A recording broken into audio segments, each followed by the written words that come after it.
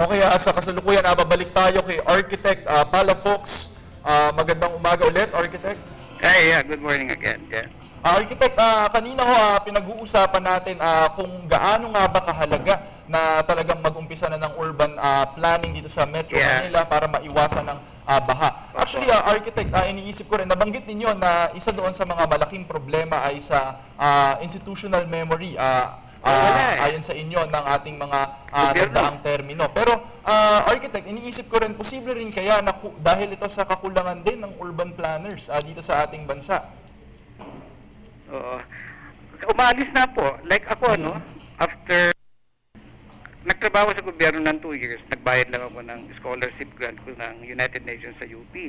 Kaya ako napunta sa Public Works, Transportation, Communication under David Consuni. And na-assign ako sa World Bank funded project, Metroplan Manila.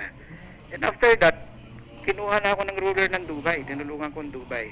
And many of my batchmates, you know, in the under David Consuni noon as Public Works, Transportation, Communication. Most of us, may special staff siya, Planning and Project Development Office. Most of us were scholars from UP. And then, meron din isa, yung Human Settlement under Jolie Benitez and Odi Corpus. Ganun din. So they were doing Human Settlements Planning.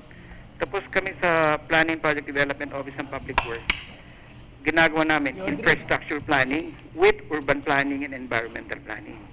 And we were supported by the United Nations, by the World Bank, and so on. Pero umalis ako 1977. Nakasama rin tayo sa EDSA Revolution. And pagdating, unfortunately, I think after the EDSA Revolution, pati yung corruption naging democratic na. Parang lumaki pa pagkuha ng permit.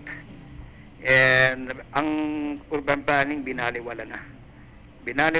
Then yung pork barrel, lumaki ng lumaki. So dapat siguro, yung pork barrel, ibigay na lang sa Public Works. We have a very good Secretary of Public Works like now, si Babe Singson. He's a very honest man. And I think, lahat ng pork barrel na yan, ibigay na lang natin kay Babe Singson. And like, may plano tayo sa Laguna Lake. Hindi nga ako binabayaran dyan. Dami na natin proposal dyan eh. Halimbawa yung Laguna Lake, dahil 2.5 meters deep na lang. Dati 7 meters yan nung in the 70s. I-dredge natin yan, yung dredge material with the road dike. May proposal si Singson din, pinupportan niya yung road dike. Ilagay natin yung dredge material sa paligid ng Laguna Lake. 250 kilometers long. Then we can create a linear park na parang 250 kilometers na parang Luneta. And then we can create new townships around Laguna Lake. New towns na flood-free. Then 70% of that, if I may call them, sell it to the urban.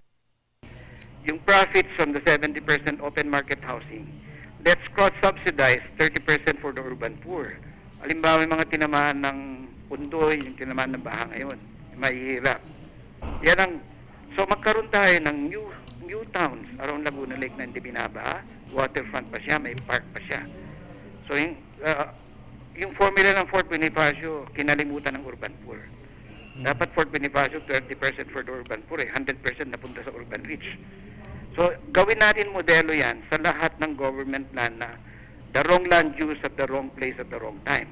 Halimbawa mga military camps, they may have been the best land use at the right place at the right time in the 1950s. Pero ngayon, they are now the wrong land use at the wrong place at the wrong time.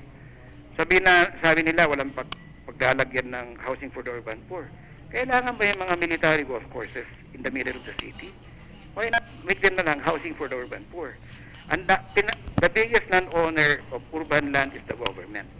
Halimbawa yung Quezon Institute, napakalaking lupa yan. Why don't we make it na lang housing for the urban poor? And yung identify lahat ng urban land owned by the government. Then, maybe 30% of that land, give it to the urban poor. 82% of Singaporeans are living in public housing built by the government. Tapos yung spillway, 1975 pa yung spillway niyan. Ang Kuala Lumpur, may ginawa silang smart tunnel. Smart tunnel, 3 levels yan. The upper 2 levels, urban road. So it even helped the conscious traffic. Then the lowest portion is spillway. Pag dumami yung floodwaters, pwede maging spillway yung buong tunnel pag kailangan. So, ang proposal ko, kung ayaw nila yung original Parañaque Spillway na open canal, di gawin natin smart tunnel kagaya ng Kuala Lumpur. If the Malaysians can do it, why can't we Filipinos do it? Pwede na ilagay yan sa ilalim ng Sukat Road. Pwede ilagay yan siguro sa tabi ng runway ng airport. May solusyon tayo. Ewan ko, nag-aantay pa ng foreigner para sabihan yung solusyon. Alam natin yung solusyon. Yung Philippine Institute of Environmental Planners, we're 700 urban planners. Pakunti ng pakunti kami kasi hindi naman tayo pinapansin. Nag-abroad na karamihan.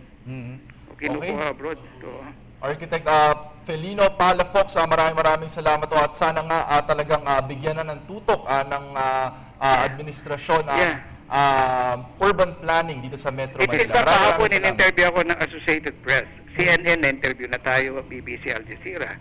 Interesado sila sa mga proposals natin. Kung ayaw makinig daw ang bayan natin, tulungan ko na lang yung Africa and South America. Okay, ibigay yung email nyo sa akin, padala ko sa inyo yung mga proposals. Kayo na lang mag-monitor. Yes, Architect. Maraming salamat. Yan po si Architect Felino Palafox.